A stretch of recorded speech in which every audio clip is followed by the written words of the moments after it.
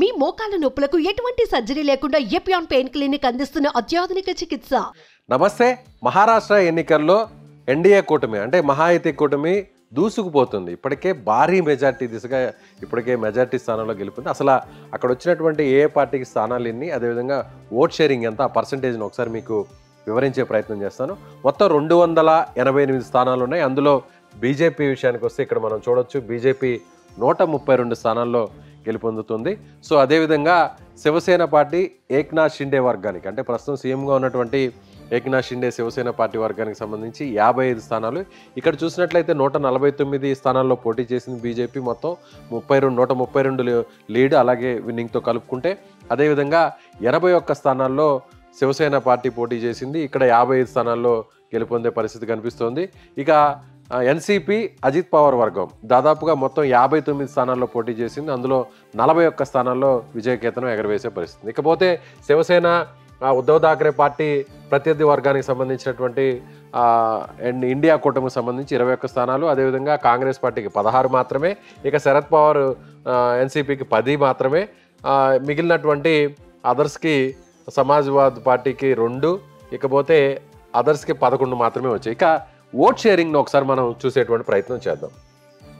Yes, ఇక్కడ మనం చూడొచ్చు 132 స్థానాలు బీజేపీ, 55 శివసేన, ఎన్సీపీ 41 చెప్పాం కదా. సో ఇవన్నీ కూడా రెడ్ కలర్లో కనిపిస్తున్నాయి, ఆరెంజ్ కలర్లో కనిపిస్తుంది బీజేపీ గెలిచిన స్థానాలు, డార్క్ ఆరెంజ్లో కనిపిస్తున్నది వచ్చి శివసేన షిండే వర్గం, అదేవిధంగా డార్క్ గ్రీన్లో కనిపిస్తుండేది వచ్చేసి మనకంతా కూడా ఎన్సీపీ అజిత్ పవార్ వర్గానికి సంబంధించి. సో ఇక సీట్ షేరింగ్ను ఒకసారి మనం చూసేటువంటి ప్రయత్నం చేద్దాం. ఎస్, మనకి ఇది ఆరెంజ్ కలర్లో కనిపిస్తుంది కదా. మనకి ఆరెంజ్ కలర్లో కనిపిస్తున్న ఇదంతా కూడా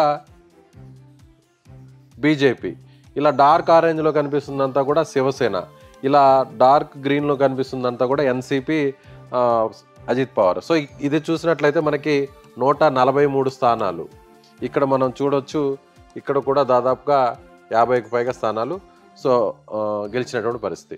ఇక్కడ ఒక పర్సంటేజ్ మనం ఒకసారి పరిశీలించేటువంటి ప్రయత్నం చేద్దాం. ఇలా ఆరెంజ్ కలర్లో ఉండేది ఇక్కడ మనం చూడవచ్చు. బీజేపీకి సంబంధించి కూడా మనం ఆరెంజ్ కలర్ను ఒకసారి ఇక్కడ చూడొచ్చు. 26% బీజేపీ, 26.5 శివసేన, 12.44 అంటే ఎన్డీఏ కూటమి మహాయుతి కూటమికి సంబంధించి. సో ఇది వచ్చేసి పర్సంటేజ్ పరంగా చూస్తే ఎన్సీపీ, ఇది అజిత్ పవార్ వర్గానికి సంబంధించి 9.32.